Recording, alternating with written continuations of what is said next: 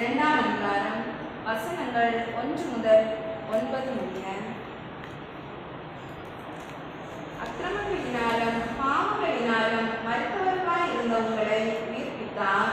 அவைகளில் நீங்கள் முற்காலத்திலே உலக வழக்கத்துக்கு ஏற்றபடியாகவும் கீழ்ப்படியாமையின் பிள்ளைகளிடத்தில் இப்பொழுது கிரியை செய்கிற ஆகாயத்து அதிகார பிரபுவாகிய ஆவிக்கு ஏற்றபடியாகவும் நடந்து கொண்டீர்கள்.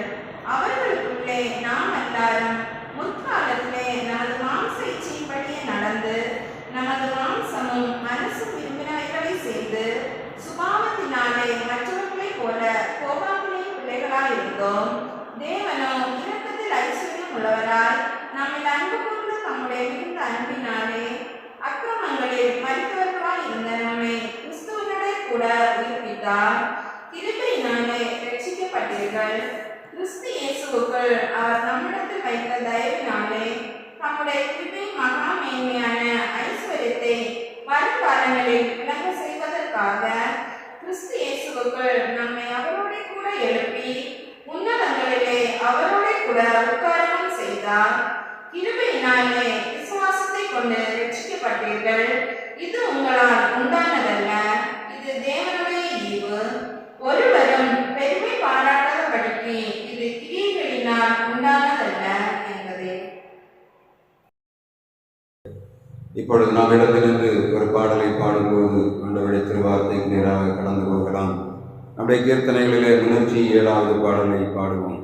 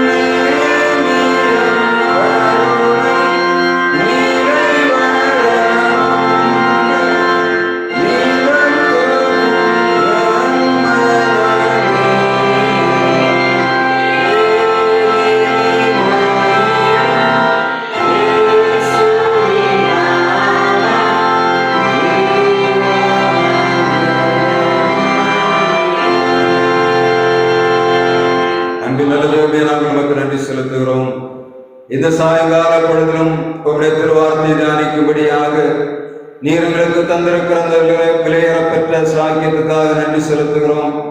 உங்களுடைய பிள்ளைகளோடு பேசுவீராக. அடியுடைய வார்த்தையை இந்த பகுதியிலே யார் யாரெல்லாம் இந்த ஒலிபெருக்கு வழியாக கேட்டுக்கொண்டிருக்கிறார்களோ உங்களுடைய பிள்ளைகளுடைய வாழ்வை கர்த்தர் கிரியை செய்வீராக. நம்பிக்கையோடு விதைக்கிறோம் ஆண்டவரே. ஆர்வத்தோடு எங்கள் பிள்ளைகளுக்கு உபதேசங்களை கொடுத்து கொண்டு வருகிறோம். யார் யாரெல்லாம் பிரச்சனைகளுக்குள்ளே கிடக்கிறார்களோ எங்கள் பிள்ளைகளுடைய வாழ்விலை கர்த்தர் நன்மை செய்வீராக. வாழ்விலை செய்ய வேண்டிய அநேக காரியங்கள் உண்டாண்டவரே.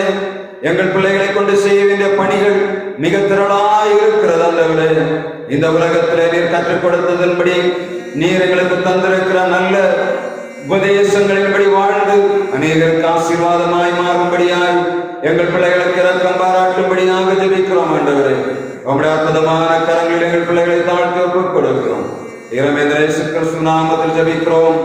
எங்கள் ஜீவனுள்ள நல்ல பிதாவே, ஆமென். பரிசுத்தாவியினாலும் உங்களுக்கு கிருபையும் சமாதானமும் இந்த சாயங்கால நேரத்திலே உண்டாவதாக. நாம் தவக்காலத்திலே சிலுவையை தியானிக்கிறோம்.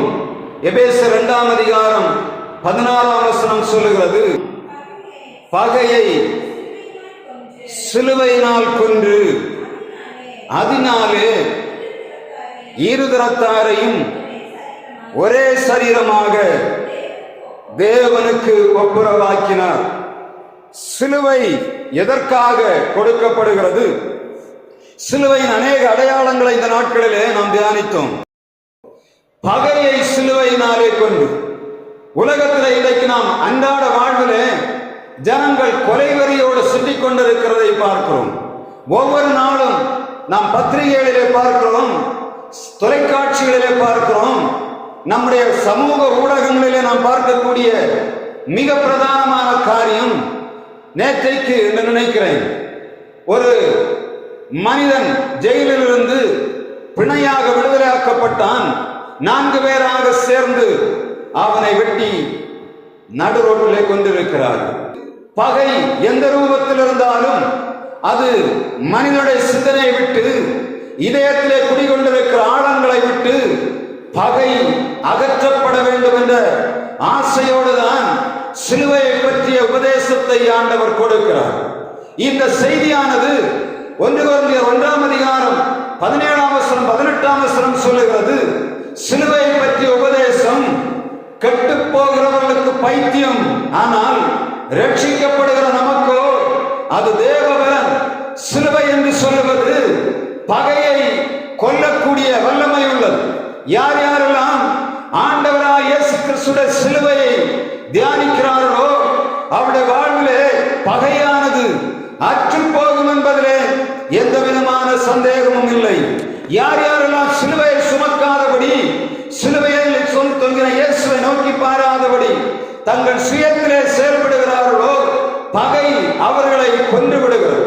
நீதிமொழிகளிலே கர்த்தருடைய வார்த்தை சொல்லுகிற 10ஆம் அதிகாரம் 12ஆம் வசனம் சொல்லுகிறது, பகை விரோதங்களை எழுப்பும், அன்போ சகல பாவங்களையும் மூடும். ஆண்டவர் இந்த 2ஆம் அதிகாரம் 16ஆம் வசனத்திலே எபேசியரை சொல்லும் போது இருதரத்தாராய கூட்டத்தை சொல்லுகிறார். ஒன்று என்ன? கிருபையிலே வாழுகிற கூட்டம், இன்னொன்று செயலிலே வாழுகிற கூட்டம்.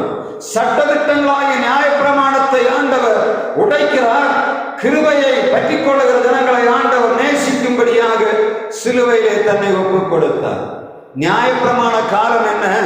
கண்ணுக்கு கண் பல்லுக்கு பல் என்று சொல்லக்கூடிய எண்ணம் நியாயப்பிரமாணத்திலே கொடுக்கப்பட்டது. யாத்ராம் 21ஆம் அதிகாரம் 24ஆம் வசனத்திலே கர்த்தருடைய வார்த்தை சொல்லுகிறது, நியாயப்பிரமாணம் எதை செய்தது? ஒருவன் கண்ணை சேதப்படுத்தினால் அவனுடைய கண்ணை சேதப்படுத்த வேண்டும். ஒருவனுடைய காலை உடைத்து விட்டால் அவனுடைய காலை உடைக்க வேண்டும். ஒருவன் ஊனமுற்றவனானால் ஊனமுற்றவன் ஊனமாக்கின மனிதனை ஊனமாக்க வேண்டும். இதுதான் என்னது? நியாய பிரமாணமாகிய சட்டதிட்டம். ஆண்டவராய் இயேசு கிறிஸ்து இந்த பூமியில வந்தவனை செய்தார். மத்தேயு 5ஆம் அதிகாரம் 38ஆம் வசனம் சொல்லுகிறது, கண்ணுக்கு கண் பல்லுக்கு பல் என்று சொல்லப்பட்டிருக்கிறதே, அதுவல்ல. எது? ஆண்டவர் சொல்லுகிறார், தீமையோடு ஒருவன் எதிர்த்து நிற்க வேண்டாம். ஒருவன் உன்னை வலது கன்னத்தில் அறைந்தால் அவனுக்கு இடது கன்னத்தையும் காட்டிக் கொடு. பகையும் கிருபையும் எப்படி வேறுபட்டு போகிறது என்பதை நாம் நினைவில் கொள்ள வேண்டும். ஒரு மனிதனை வைத்து விட்டால், அடித்து விட்டால் அவன் திரும்ப அடிக்காமல் இருக்கவே மாட்டான். அவனுடைய உள்ளத்துக்குள்ளே, அவனுடைய சிந்தனைக்குள்ளே எப்பொழுதும் பஞ்சம் இருக்கும். எப்பொழுது நேரம் கிடைக்குமோ அப்பொழுது இந்த மனிதனை தீர்த்து விட வேண்டும். எப்பொழுது சமயம் கிடைக்குமோ அப்பொழுது பதிலுக்கு பதில் செய்து விட வேண்டும் என்பதுதான் பகையின் உச்சக்கட்டம். அது விரோதங்களை வளர்க்கிறது. பகை வரும்போது அந்த பகையை அவரை சார்ந்த ஜனங்களிடத்திலே சொல்லுகிறார்கள். அப்படியே சண்டையை மூட்டி மூட்டி மூட்டி கடைசியிலே பார்த்தால் கொலை வரை நடந்து விடுகிறது. இன்றைக்கு கல்லூரிகளிலே நடக்கக்கூடிய மிகப்பெரிய காரியம் இப்பொழுது பள்ளிக்கூடங்களிலே வந்திருக்கிறது. கல்லூரிகளிலே முற்காலங்களிலே இந்த பிள்ளைகள் தாங்கள் சுதந்திரமற்ற அனுபவிக்க வேண்டும் என்று சொல்லி எதையோ செய்தார்கள். இன்றைக்கு அவைகள் எல்லாம் பள்ளிக்கூடங்களிலே வந்துவிட்டது. ஒரு விதமான பகையும் இல்லாதபடி இன்றைக்கு சிறு பிள்ளைகள் மாறி மாறி வெட்டுக்குத்துகளுக்குள்ளே போய்கொண்டிருக்கிறார். காரணம் என்ன? போதை வஸ்துகளின் அடிமைத்தனத்துக்குள்ளே சமுதாயம் சிக்கிவிட்டது. இந்த போதை வஸ்துகளை பரிமாறுகிற ஆட்கள் யார் என்று பார்த்தால் மிகவும் பெரிய மனிதர்கள், அரசியல்வாதிகள், அதிகாரிகள். இவர்கள் தான் இன்றைக்கு இந்த போதை வஸ்துக்களை திறந்து நாட்டை நாசம் பண்ணி கொண்டிருக்கிறார்கள். நமக்கு தெரிவதில்லை. நம்முடைய வீட்டிலே வருவது வரையிலும் அந்த பிரச்சனை என்ன என்பது தெரியவில்லை. 7 வயதான 7ஆம் கிளாஸ் படிக்கிற பையனை சகமானவன் வெட்டி கொண்ட சம்பவம் கடந்த நாட்களிலே நடந்தது. எதனாலன்னு கேட்டா 7ஆம் கிளாஸ் படிக்கிற பையன்மாரு போதை வஸ்துகளுக்கு அடிமைகளாக போனார்கள்.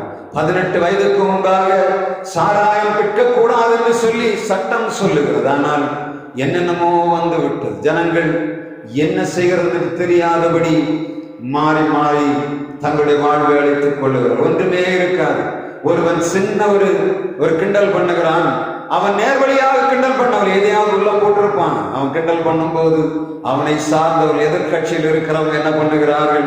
அந்த வஞ்சத்தை வளர்த்து தேசத்தை நாசம் பண்ணுகிறார்கள். வாலிபனே, எங்கே போய்கொண்டிருக்கிறாய் என்பதுதான் ஆண்டவர் கேட்கிற கேள்வி. உனக்குள்ளே பகை இருக்கிறதா? அது எந்த ரூபத்திலே வருகிறது? ஒருவன் சொன்ன வார்த்தையினாலே, ஒருவன் குரோதமாய் எழுப்பி கிரியை செய்து கொண்டிருக்கிறனாலே கூட்டம் கூடி பிறருக்கு விரோதமாக எதிரான கிரியைகளை செய்வதுதான் பகையின் ஆரம்பம். உட்கார்ந்து ஒரு இடத்துல தீர்மானம் பண்ணி அவனுக்கு 2 கொடுத்து விட வேண்டும் என்று சொல்லி கூட்டம் கூடிவிட்டால் பகையின் முதல் விதை ஊன்றப்பட்டு விட்டது என்று அர்த்தம். அந்த பகை அப்படியே நிற்காது. பகை விரோதங்களை எழுப்பி அது சண்டைக்கு நேராக கொண்டு போய் கொலைவரிக்கு நேராக போய்விடுகிறது. அநேக குற்றவாளிகளை நான் பேசி இருக்கிறேன். அவர்கள் சொல்லுவார்கள், இந்த பகை வந்தவுடனே எனக்குள்ளே ஒரு எண்ணம் இருக்கும், எப்படியாகிலும் தீர்த்து விட வேண்டும். அடித்து தீர்த்து முடித்த பின்பாக அவர்கள் யோசிக்கிறார்கள், கொஞ்ச நேரம் அமைதியாக இருந்திருந்தேன் என்று சொன்னான் இந்த கொலைப்படிக்கு நான் ஆளாயிருக்க மாட்டேனே என்று எத்தனையோ பேர் அங்கலாய்க்கிறதை நாம் பார்க்க முடியும். சிலுவையை இன்றைக்கு அநேகர் சுமந்து கொண்டு வருகிறார்கள். ஒருவன் அடிக்கும் போது அந்த பகை அவளை நாசம் பண்ணுகிறது. ஆனால் சிந்தனையிலே வைத்துக் கொண்டு போகிற சிலுவை சாதாரணமான சிலுவை. எபிரேயர் 10ஆம் அதிகாரம் 31ஆம் வசனம் சொல்லுகிறது என்ன? ஆண்டவர் எல்லா பகையாளிகளுக்கும் பதில் செய்கிறவராயிருக்கிறார். கர்த்தருடைய வார்த்தை சொல்லுகிறது, பழிவாங்குதல் எனக்குரியது, நானே பதில் செய்வேன் என்று ஆண்டவர் சொல்லுகிறார். நம்முடைய பக்கத்திலே நியாயம் இருக்கும் என்று சொன்னார், பழிவாங்குகிற ஆண்டவருடைய கையிலே ஒப்புக் கொடுக்க வேண்டும் என்று வேதம் சொல்லுகிறது.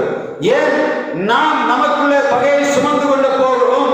சமுதாயத்திலே நாம் மற்றவர்களுக்கு குற்றவாளிகளாய் மாறாதபடி பகையை நம்முடைய சிந்தையை விட்டு நம்முடைய இருதயங்களில் வேறு கொண்டிருக்கிற பகைகளை தூக்கி தூர எறியும்படியாக தேவாவியானவர்களை உங்களோடு பேசிக் கொண்டிருக்கிறார்.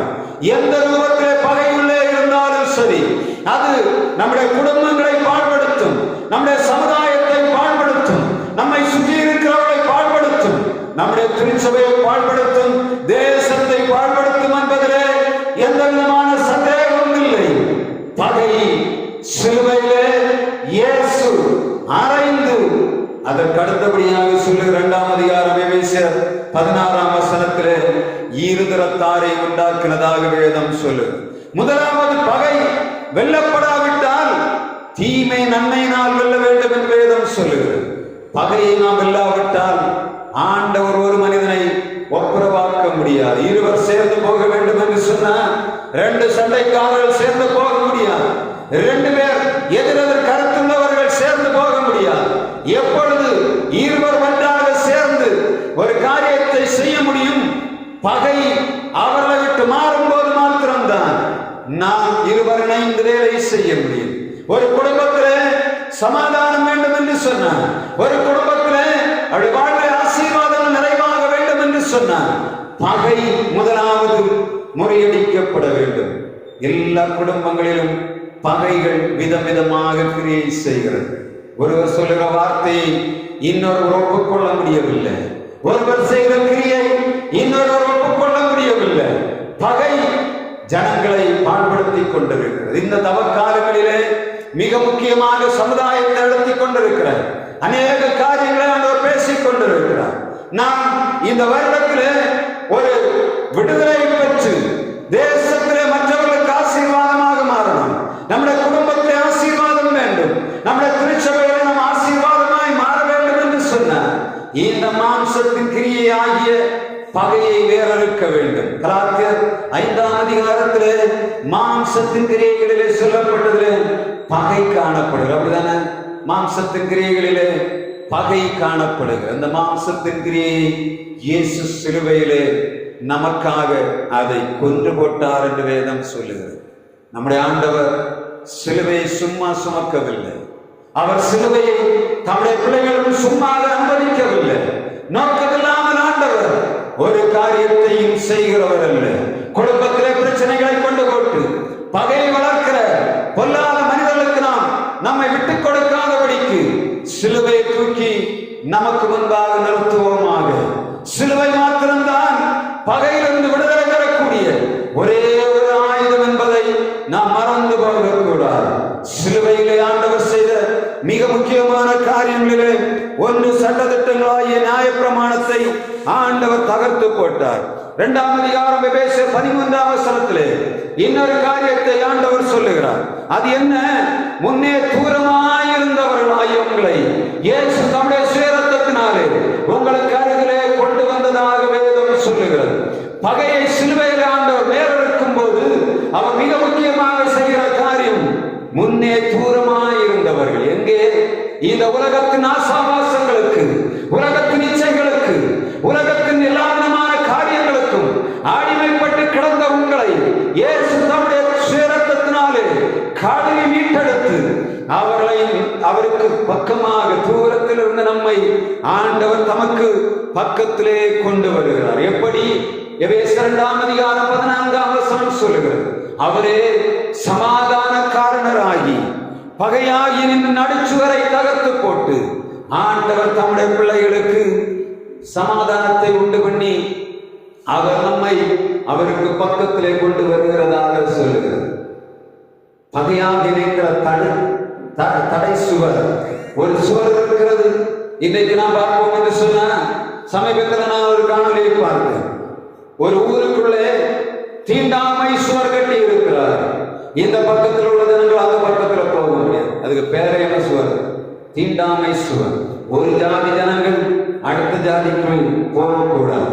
ஒரே மொழி பேசுகிறவர்கள், ஒரே ஆகாரத்தை சாப்பிடுகிறவர்கள், ஒரே இடத்திலே அந்த மூச்சுக்காற்றை சுவாசிக்கிறவர்கள், ஒரே தண்ணீரை குடிக்கிற ஜனங்கள் ஒரு தடுப்பு சுவரை வைத்துவிட்டு அந்த பக்கத்தில் உள்ள ஜனங்களும் இந்த பக்கத்தில் உள்ள ஜனங்களும் சேர்ந்து விடக்கூடாது என்கிறார்கள். எப்பொழுது இந்த தடைச்சுவருடைய சமாதான காரணராகிய இயேசு உள்ளங்களிலே வர வேண்டும். அவர் வந்தால் மாத்திரம்தான் இந்த தடையாகிய நடுச்சுவர் தகர்த்து எறியப்படும். சமீபத்தில் ஒரு கேள்வி கேட்டார். ஜாதிக்காக சுடுகாடு கட்டுகிறீர்கள். ஒவ்வொரு ஜாதிக்கும் ஒரு சுடுகாடு, ஒவ்வொரு மனிதனுக்கும் ஒரு கட்சி, ஒவ்வொரு மனிதனுக்கும் ஒரு கூட்டத்தை உருவாக்கி வைத்திருக்கிற ஜனங்கள் அடிபட்டு மருத்துவமனையிலே கிடக்கும் போது இரத்தத்தில் மாத்திரம் ஜாதியும் பார்க்கவில்லை, இனத்தையும் பார்க்கவில்லை, குலத்தையும் பார்க்கவில்லை. அங்கேயே A positive, B positive, negative என்று மட்டும்தான் இருக்கு. அப்படிதானே? இரத்தத்துல மாத்திரம் தான் என்ன இல்லை, ஜாதியும் இல்லை, மதமும் இல்லை. ஐயோ, அடிபட்டு கிடக்கிறேன், எனக்கு இரத்தத்தை ஏற்ற வேண்டும். அது எந்த ஜாதி ரத்தம் என்று ஒரு மனிதனும் பார்ப்பதில்லை. டாக்டர் போன டாக்டர் சொல்லுவார், உங்கள் ரத்தம் என்ன? ஏ ரத்தம். அது எந்த ஜாதியாக இருந்தாலும் சரி, இரத்தத்துல ஜாதி எழுதப்படவில்லை. அங்குதான் ஆண்டவருடைய கிரியை வெளிப்படுகிறது. வசனம் மிக தெளிவாக சொல்லுங்க. இயேசு தம்முடைய ரத்தத்தினாலதான் என்ன பண்ணார்? சமாதான காரணராகி தடையாகிய நடுச்சுவரை உடைக்கிறார். அவருடைய வல்லமை மாறி போகவில்லை. இயேசு ரத்தம் வல்லமை உள்ளது. அது தடையாகிய நடுச்சுவரை தகர்க்கும், நம்மை ஆண்டவருக்கு நேராக கொண்டு வரும். எல்லா விதமான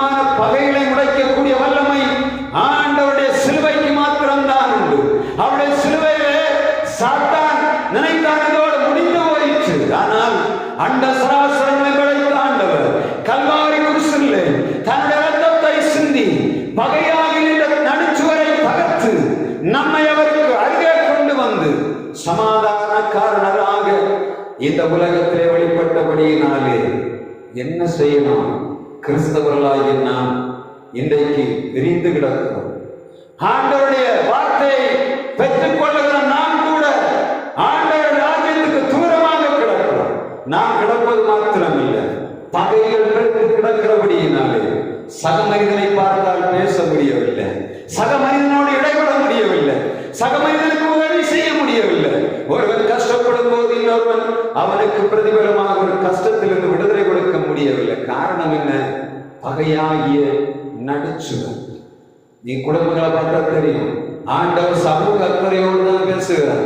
இந்த செய்தி ஆண்டவர் காலையில் தங்கணும் நினைத்து ஆண்டவர் இதை நான் எப்படி கொடுக்கிறது வந்து பார்த்து ஆண்டவர் சொன்னார், மிக கவனமாக நீ கொடுக்க வேண்டிய செய்தி. இன்றைக்கு தேசங்களிலே காணப்படக்கூடிய மிகப்பெரிய பிரச்சனை, குடும்பங்களில் எல்லா குடும்பத்திலும் பகை, எல்லா குடும்பங்களிலும் பிரச்சனை. அண்ணனுக்கு அண்ணன், அண்ணனுக்கு தம்பி, அது ஒரு கூட்டம் சேர்ந்து விடுவார். எங்கே பணம் இருக்கிறதோ பணம் இருக்கிற இடத்துல கூட்டம் சேர்கிறது. எவன் பரிதாபமாய் பாவமாய் இருக்கிறானோ அவனை எல்லாருமாக சேர்ந்து நசுக்கி விடுகிறார். பகை பணத்துல கூட கிரியை செய்கிறது. அவன் எவ்வளவு கஷ்டப்படுறான் என்பது தெரிவதில்லை. மற்றவர்கள் எல்லாரும் சேர்ந்து அவனை இல்லாமலாக்கி விடுகிறார்கள். ஆனால் யாரெல்லாம் ஆண்டவருடைய சிலுவை நோக்கி பார்க்கிறார்களோ இந்த பகை அவர்களை ஒன்றுமே செய்யாது. தற்காலிகமாக காணப்படுகிற பகைகள் ஆண்டவர் தம்முடைய சுயரத்தத்தினாலே விடுதலை உருவாக்கும் போது எல்லா பகைகளும் தகர்ந்து போகும். உங்களுக்காக ஆண்டவர் சிலுவையிலே மரித்தார். நம்ம பக்கத்து வீட்டுக்காரர்களுக்காக மரித்தார், நம்முடைய அண்ணனுக்காக மரித்தார், நம்முடைய தங்கைக்காக மரித்தார், நம்முடைய அக்காவுக்காக மரித்தார், நம்முடைய மாமனுக்காக மரித்தார், நம்முடைய மாமிக்காக மரித்தார், நம்முடைய அம்மாவுக்காக மரித்தார், அப்பாவுக்காக மரித்தார். இங்கே என்ன வேறுபாடு அவர் வைத்தார்? எல்லாருக்கும் ஒரே மாதிரி ரத்தத்தை சிந்தினார், எல்லாருக்காகவும் தன்னை ஒப்புக் கொடுத்தார். சிலுவையில் தியானத்திலே கலந்திருக்கிற நாம் பகையாகிய நடுச்சுவரை தகர்க்கும்படியாக ஆண்டவர் இன்றைக்கு உங்களிடத்திலே கேட்கிறார். ஒரு சின்ன பகை மிகப்பெரிய விரோதங்களை உருவாக்கி கொலை வரை கொண்டு சென்று விடுகிறார். ஒரு பகை வருடக்கணக்காக ஜனங்களுடைய சிந்தனைகளிலே இருக்கிறபடியினாலே நோய்கள் அவர்களை அண்டிக் கொள்ளுகிறது.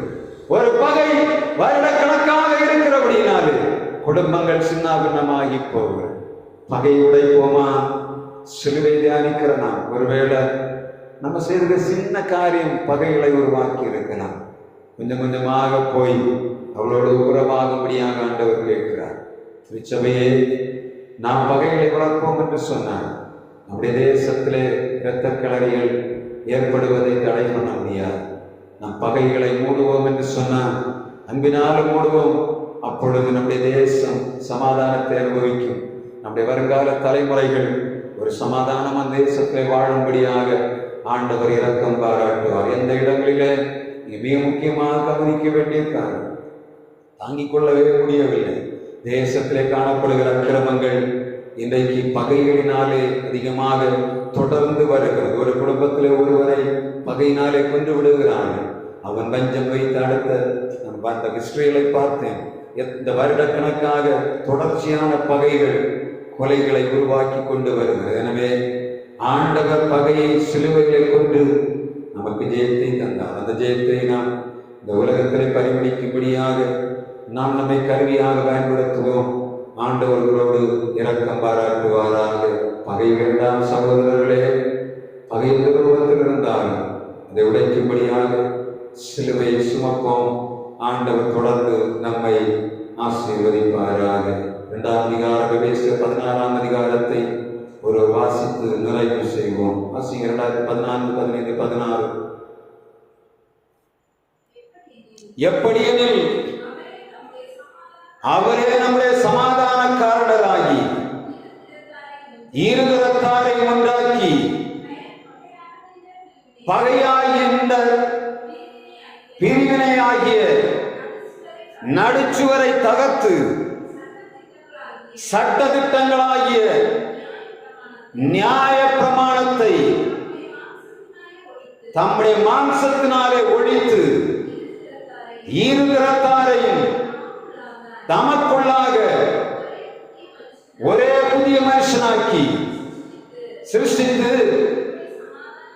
இப்படி சமாதானம் பண்ணி பகையை சிலுவையினாலே கொன்று அதனாலே இருதரத்தாரையும் ஒரே சரீரமாக தேவனுக்கு ஒப்புரவாக்கினார். பகையை கொல்லுவோம், ஆண்டவருக்கு சமீபமாவோம், பகையாகிய நடிச்சவர்களை தகர்த்து போடுவோம், ஆண்டவருடைய ராஜ்யத்துக்கு அவகாசிகளாய் மாறுவோம். கர்த்தர் தொடர்ந்து உங்களோடு இடைபடுவாராக. பகை வேண்டாம். இந்த சிலுவை தியான நாட்களிலே நம்முடைய பகைகளை ஆண்டவருடைய சமூகத்தில் சொல்லுவோம். ஆண்டவரே, அவன் எனக்கு தீமை செய்தது உண்மைதான், அவன் எனக்கு துரோகம் செய்தது உண்மைதான், அவள் எனக்கு தீமை செய்தது உண்மைதான், அவள் எனக்கு துரோகம் செய்தது உண்மைதான். நான் விட்டு விடுகிறேன் ஆண்டவரே, உன்னுடைய கரத்திலே ஒப்புக் கொடுக்கிறேன் ஐயா. நீர் பழிவாங்குகிற கர்த்தர், நான் பழிவாங்க போகக்கூடாது ஐயா. கர்த்தர் மன்னிக்கணும் என்று சொல்லி நாம் நம்மை ஒப்புக் கொடுப்போம். நாம் எழுந்து நின்று நம்முடைய இருதயங்களை ஒரு பாடலை பாடும்போது ஆண்டவருக்கு ஒப்புக் கொடுப்போம். நமக்கு ஆண்டவர் தந்திருக்கிற நன்மைகளிலே ஆண்டவருக்கு காணிக்கை செலுத்துவோம்.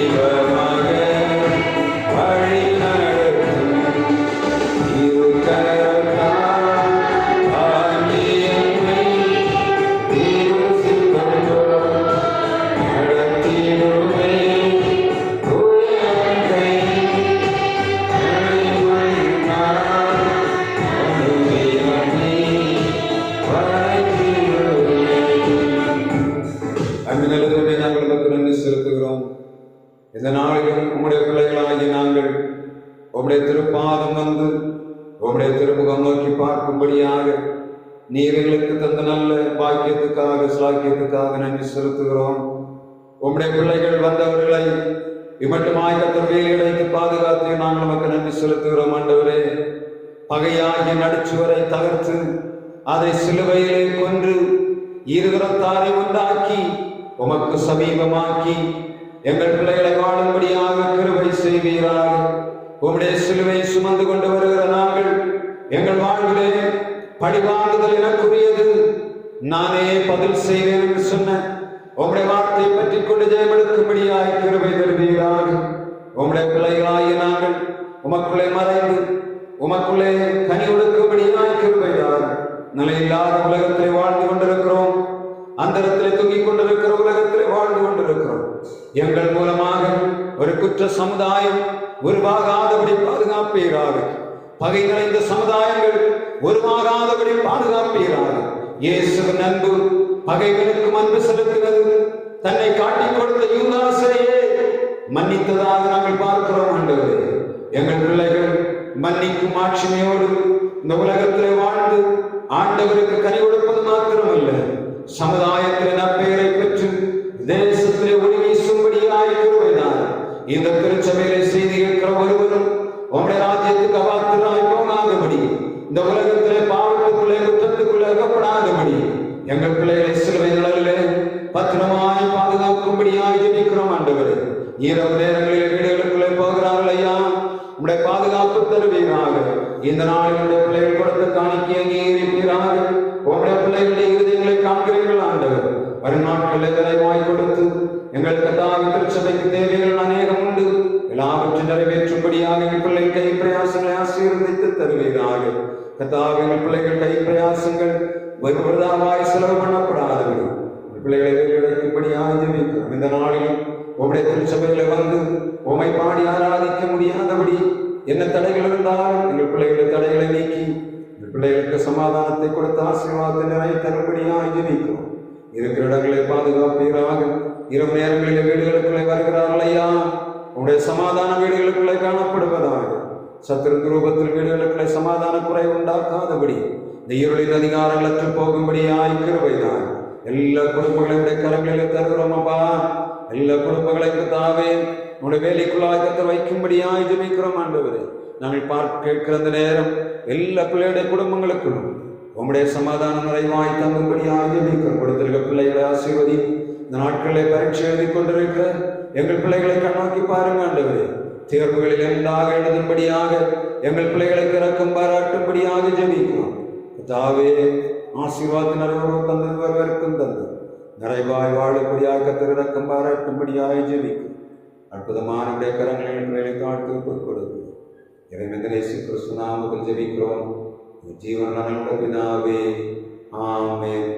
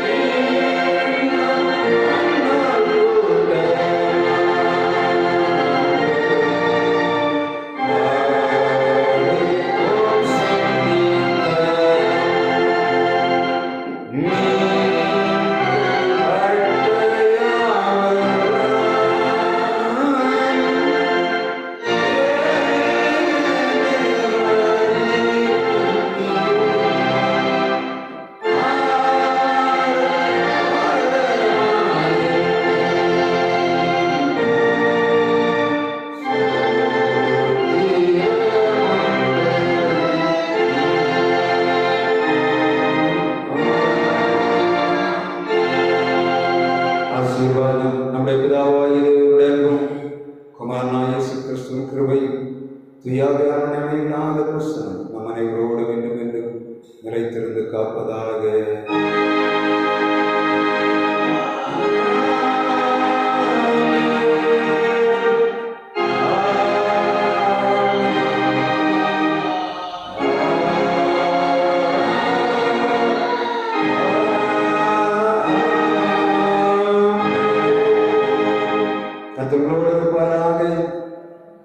சமாதானத்தோடு சென்று வாருங்கள்.